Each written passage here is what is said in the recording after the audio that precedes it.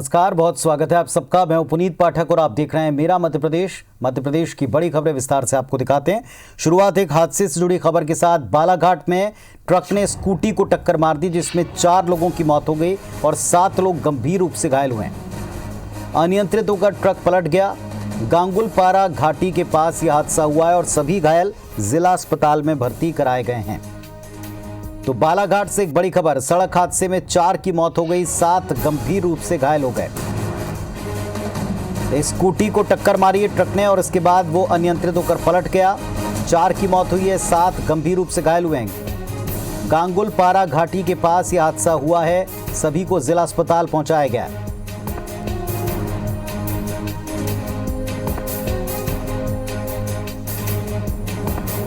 तो बालाघाट में गंभीर सड़क हादसा हुआ है और हितेन चौहान हमारे सहयोगी हमारे साथ में जुड़ गए हैं। जी बताएं, कैसे हुआ हादसा, क्या स्थिति है अभी?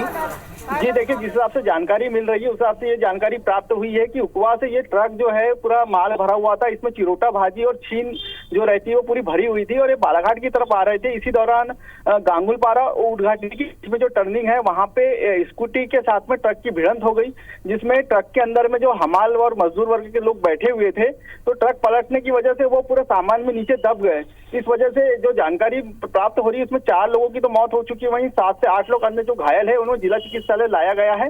फिलहाल घटनास्थल पर रेस्क्यू कार्य जारी है। जी शुक्रिया आपका इस पूरी जानकारी के लिए। तो अनियंत्रित होकर ट्रक पलट गया और इसके बाद 7 लोग बुरी तरह जख्मी हैं, 4 की मौत हो गई है। सभी को जिला अस्पताल पहुंचाया, इलाज जारी है।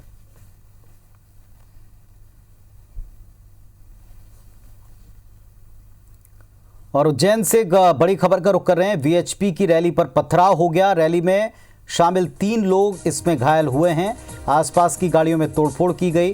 राम मंदिर निर्माण के लिए राशि जुटाने के लिए ये रैली निकाली गई थी। टावर चौराहे से भारत माता मंदिर रैली जा रही थी और तभी पथराव हो गया। पथराव में शामिल एक आरोपी गिरफ्तार कर लिया गया।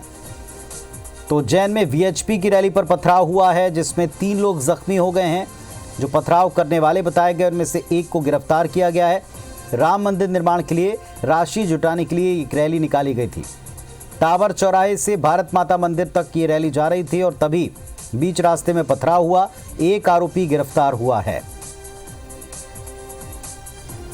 और इंद्रेश सूर्यवंशी हमारे सहयोगी जुड़े हमारे साथ। इंद्रेश बताएं, क्या हुआ है, क्या हालात हैं अभी?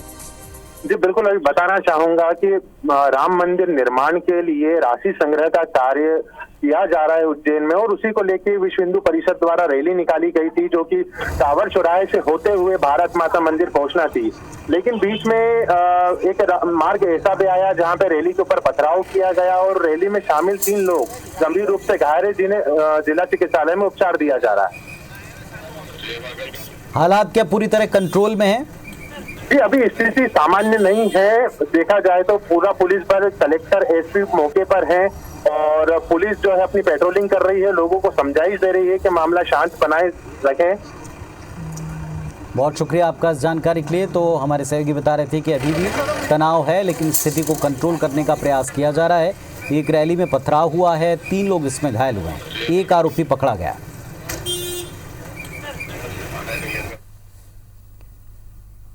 पूर्व प्रधानमंत्री अटल बिहारी वाजपेयी के जन्म दिवस पर प्रधानमंत्री मोदी ने किसानों को बड़ी सौगात दी। उन्होंने 9 करोड़ किसानों के खाते में 18,000 करोड़ रुपए की किसान सम्मान निधि एक साथ ट्रांसफर की।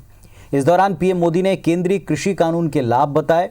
किसानों के नाम पर राजनीति करने पर विरोधियों पर निशाना साधा। पीएम मोदी ने किसानों से संवाद किया। होशंगाबाद के बाबई में मुख्यमंत्री शिवराज सिंह चौहान भी किसानों को संबोधित करने पहुंचे। उन्होंने किसानों को भरोसा दिया कि केंद्रीय कृषि कानून किसानों के हित में है। प्रधानमंत्री नरेंद्र मोदी ने बटन दबाया और एक क्लिक में देश के 9 करोड़ किसानों के खाते में 18,000 करोड़ रुपए की राशि ट्रांसफर हो गई। और इधर किसानों के खाते में पैसा जमा होने के एसएमएस पहुंचना शुरू हो गए। किसान सम्मान निधि का पैसा आने पर किसानों के चेहरे पर खुशी देखी गई। प्रधानमंत्री के यहाँ कार्यक्रम में मैं आया तो जैसे ही मोदी जी ने रिमोट का बटन दबाया, उसके कुछ 5 मिनट बाद मेरे खाते में 2,000 रुपये आ गए। भरोसा हो गया कि वाकई में मोदी जी ने जो भी काम कर रहे हैं ये सही कर रहे हैं।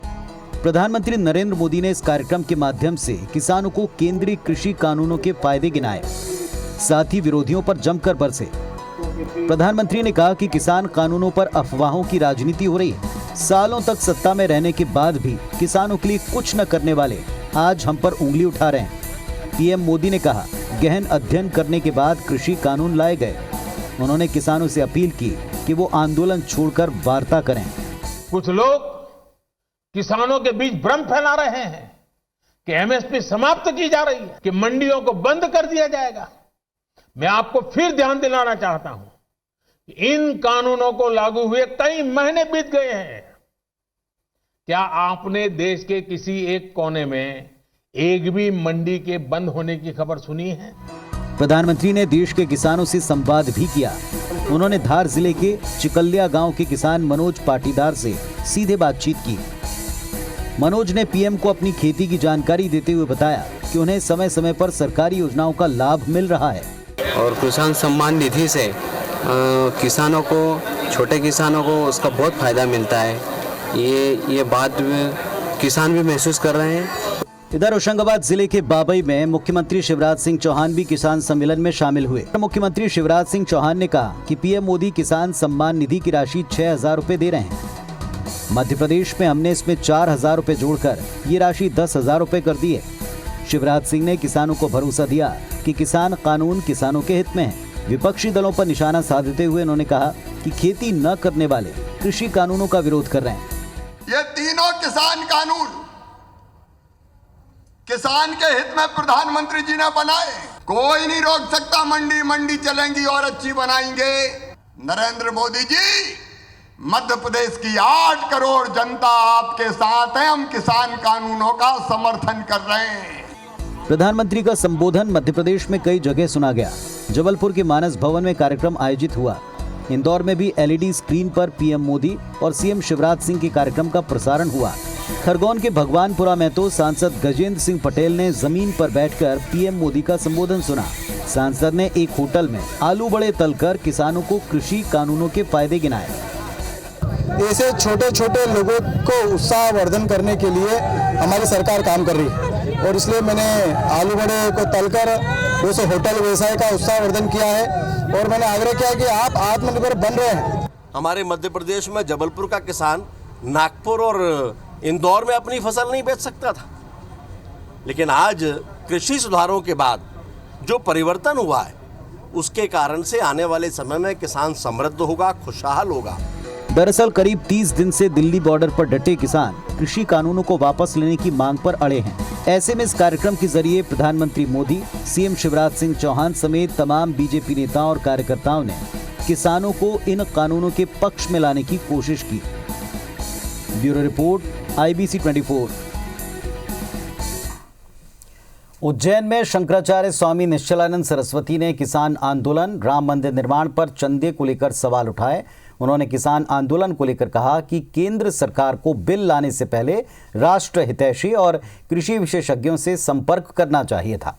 राम मंदिर निर्माण के लिए चंदा मांगने पर कहा कि अशोक सिंघल ने उनके शासनकाल में भी चंदा मांगा गया था, अब फिर ये चंदा मांगा जा रहा है। चंदा देने वाले हिसाब किताब लें, मुझसे कोई चंदा लेने आएगा तो मैं भी हिसाब मांगूंगा।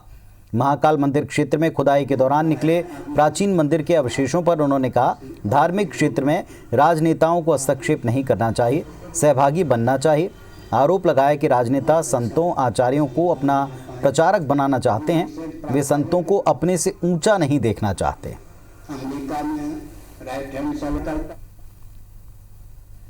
कृषि को लेकर जो भी निर्णय लिया केंद्रीय शासन तंत्र ने, जो राष्ट्र के हितैषी हैं और विशेषज्ञ हैं कृषि विभाग के, उनसे संपर्क स्थापित करना चाहिए था।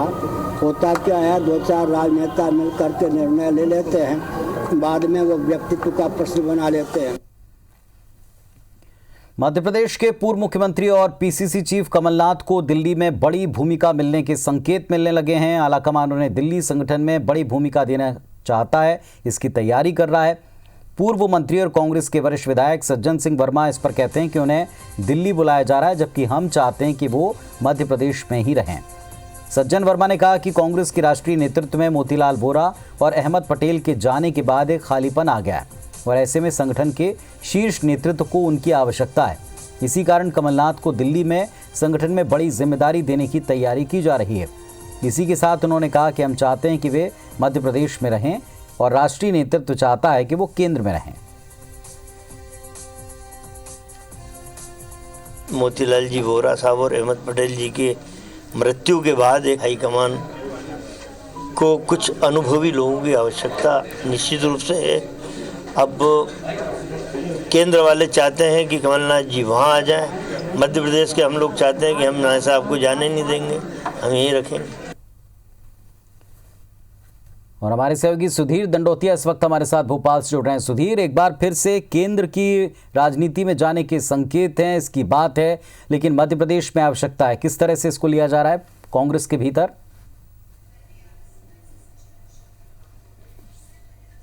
देखिए, बिल्कुल बात की जाए तो कहीं ना कहीं एक वैक्यूम कांग्रेस पार्टी के अंदर बना हुआ है कांग्रेस के कई सीनियर नेताओं के जाने के बाद में, और कांग्रेस की मजबूती के लिए खासकर एक ऐसे नेता की जरूरत है जो पूरे देश भर में कांग्रेस को न केवल मजबूत करे बल्कि ऐसे एक व्यक्तित्व जिसका संबंध जो है सभी राजनीतिक दलों से और जिसका प्रभाव पूरे देश के अंदर हो। लिहाजा कमलनाथ से बेहतर नाम शायद कोई दूसरा हो नहीं सकता, और यही वजह है कि कांग्रेस आलाकमान इस बात को अच्छी तरीके से जानता है कि अगर कमलनाथ केंद्र की राजनीति में सक्रिय होते हैं और बड़ी भूमिका कांग्रेस के अंदर निभाते हैं तो कांग्रेस पार्टी को मजबूती मिलेगी। आने वाले समय में पश्चिम बंगाल, केरल सहित कई राज्यों में चुनाव है जिसका राजनीतिक अनुभव का फायदा कांग्रेस पार्टी उठाना चाहती है। लिहाजा कई तरह के कयास जो है लगाए जा रहे हैं, और कांग्रेस के जो कमलनाथ के खास समर्थक माने जाते हैं उन लोगों तक ये मैसेज पूरी तरीके से पहुंच चुका है कि केंद्र की राजनीति में बड़ी भूमिका कमलनाथ को मिलने वाली है।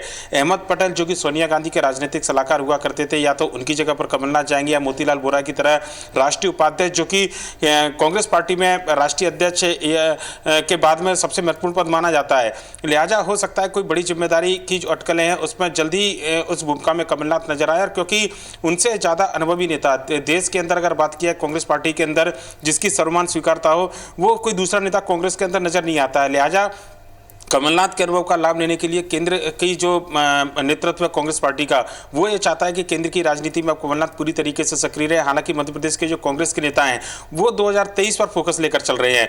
कांग्रेस के नेताओं को मालूम है कि अगर 2023 तक कांग्रेस पार्टी के अध्यक्ष के तौर पर या फिर मध्य प्रदेश में कमलनाथ सक्रिय रहते हैं तो उसका पूरा फायदा आने वाले समय में जो चुनाव होंगे उसमें निश्चित तौर पर मिलेगा, क्योंकि 2018 का जो अनुभव है वो साफ बताया है कि किस तरीके से 15 साल में सत्ता में वापसी जो है कांग्रेस पार्टी की 15 साल के बाद कमलनाथ ने करवाई थी। लिहाजा मध्य प्रदेश के अंदर भी मजबूती देखनी है। केंद्र की जो राजनीति है कांग्रेस पार्टी की, वो अपने स्तर पर कमलनाथ का उपयोग करना चाहते हैं, और यही वजह है कि कमलनाथ के अब केंद्र की राजनीति में बड़ी भूमिका मिलने के संकेत जो है वो बिल्कुल साफ नजर आने लगे हैं। पुनीत, चलिए तो देखा जाएगा कि क्या और किस तरह की जिम्मेदारी मिलती है और किसे यहाँ पर फिर कमान सौंपी जाती है, किसकी जिम्मे यहाँ की जिम्मेदारियाँ आती हैं। बहुत शुक्रिया आपका इस पूरी जानकारी के लिए। ज्योतिरादित्य सिंधिया 26 दिसंबर यानी कल भोपाल पहुंचेंगे और उनके इस दौरे को लेकर एक बार फिर मंत्रिमंडल विस्तार की अटकलें होने लगी हैं। दरअसल ज्योतिरादित्य सिंधिया मुख्यमंत्री शिवराज सिंह से मुलाकात करेंगे। ये मुलाकात 1 घंटे तक चलेगी। दोनों नेताओं के बीच 25 दिन में ये तीसरी बैठक है। सिंधिया की प्रदेश में सक्रियता बढ़ने से मंत्रिमंडल विस्तार को लेकर सरगर्मियां तेज हो गई। मंत्रिमंडल विस्तार का इंतजार सिंधिया समर्थकों को कहीं ज्यादा है, खास तौर पर तुलसीराम सिलावट और गोविंद सिंह राजपूत को, क्योंकि उनका मंत्रिमंडल में फिर से शामिल होना तय है। वहीं अन्य नेताओं को निगम मंडल में नियुक्ति और संगठन में जगह दिए जाने का सिंधिया का दबाव लगातार बन रहा है, और कांग्रेस ने सिंधिया के दौरे को लेकर निशाना साधना फिर शुरू कर दिया है। मुख्यमंत्री जी को इसका निर्णय लेना है, और मुख्यमंत्री जी मैं उम्मीद करता हूं कि उसका निर्णय जल्दी लेंगे। इस आदमी के दोहरे नहीं तीसरे मापदंड ज्योतिरादित्य सिंधिया ने कांग्रेस में से ये बोलते नहीं, हारे हुए लोगों को नहीं लेना, हारे हुए लोगों को ही निगम मंडल ये इसमें नहीं बनाना। अब इनके 2-4 बट्ठे हार गए तो कहते उनको भी निगम मंडल में लो, हारे हुओं को मंत्री भी बनाओ। तो भारतीय जनता पार्टी और कांग्रेस में ज्योतिरादित्य जी बड़ा फर्क है। मध्य प्रदेश के मुख्यमंत्री शिवराज सिंह चौहान ने बच्चियों को सम्मान देने के लिए एक बड़ा फैसला किया। शिवराज सरकार ने आदेश दिया कि प्रदेश में हर सरकारी आयोजन कन्या पूजन से शुरू होगा। सरकार के इस फैसले पर अब सियासत शुरू हो गई है। कांग्रेस ने इसे सियासी फायदे के लिए उठाया गया कदम बताया। वहीं पूर्व सीएम कमलनाथ ने कन्याओं की सुरक्षा को लेकर सरकार से सवाल पूछा है। पलटवार में सीएम शिवराज ने कहा कि जिन्हें कोई काम नहीं होता वो सवाल उठाते हैं।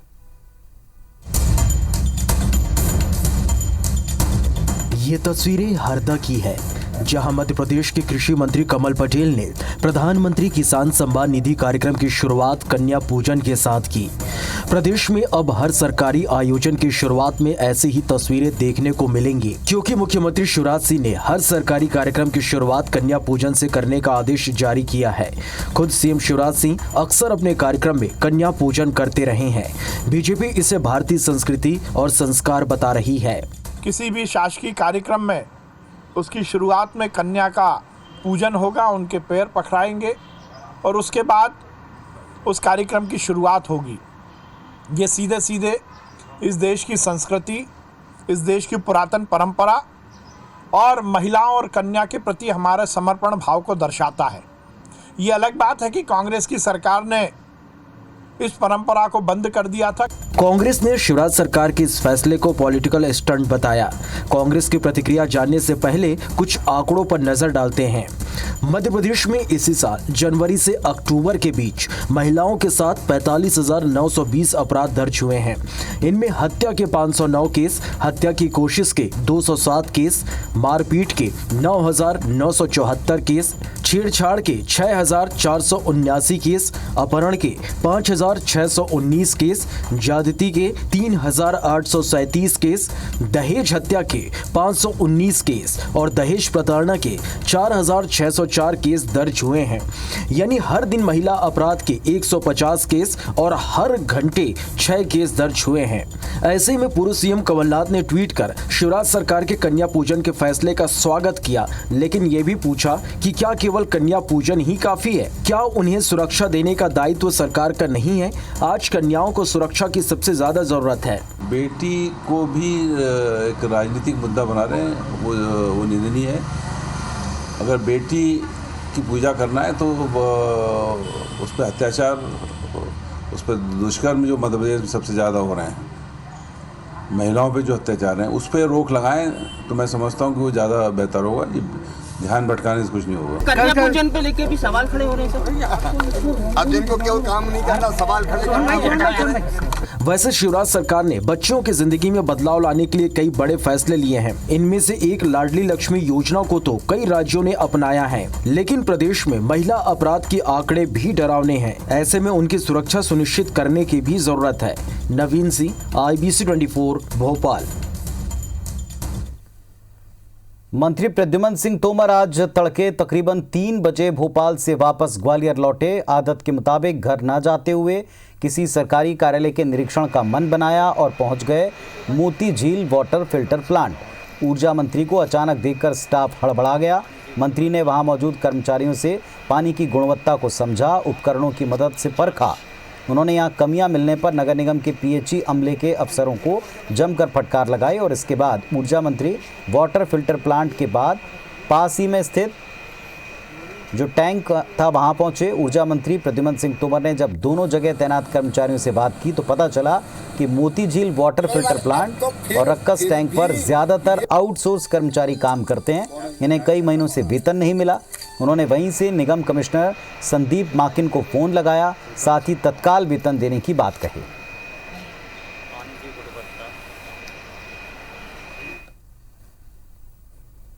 चलिए देखते हैं बिग न्यूज।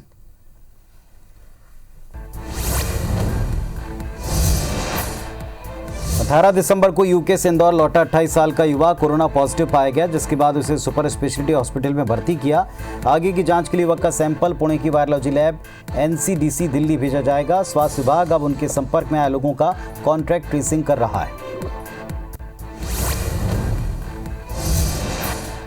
शहडोल के कुशाभाऊ ठाकरे जिला अस्पताल में बच्चों की मौत का मामला थमा नहीं। 10 दिन के बाद 2 और बच्चों की मौत हुई। बच्चों की मौत का आंकड़ा बढ़कर 30 हो गया। लगातार बच्चों की मौत को CMHO डॉक्टर मेघ सिंह ने सामान्य मौत बताया।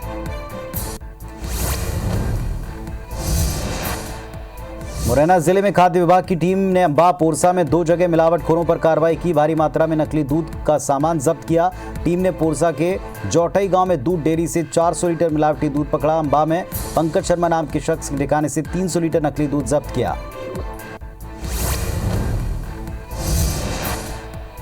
छतरपुर में एक पटवारी को भरी सभा में किसान को 4,000 रुपए लौटाने पड़े। पटवारी ने रुपए किसान से रिश्वत के तौर पर लिए। मामला गौरेहार तहसील के बरहा गांव का है, जहां कलेक्टर शीलेंद्र सिंह ने चौपाल लगाई। इस दौरान बुजुर्ग किसान ने पटवारी की शिकायत की। पन्ना में किसान ने जहर खाकर खुदकुशी कर ली। बताया गया कि उस पर साहूकार समेत कई बैंकों का कर्ज था। अजयगढ़ थाना क्षेत्र के बरकुला गांव का मामला है। राम सिंह लोधी नाम के किसान ने आत्महत्या कर ली। प्रशासन ने इसे सामान्य आत्महत्या मानकर मामला रफा दफा किया, लेकिन मृतक के परिजनों ने बैंक के दस्तावेज और नोटिस दिखाए। जबलपुर में सरकारी जमीन पर बनी आलीशान अमृत हाइट्स पर कभी भी प्रशासन का बुलडोजर चल सकता है। अमृत हाइट्स के दस्तावेजों में फर्जीवाड़ा सामने आने के बाद प्रशासन आलीशान अपार्टमेंट को गिराने की योजना बना रहा है। जिला प्रशासन की जांच में ये इमारत पूरी तरह अवैध पाई गई। इस बुलेटिन में फिलहाल इतना ही। खबर अपडेट्स के लिए आप देखते रहिए IBC 24। नमस्कार।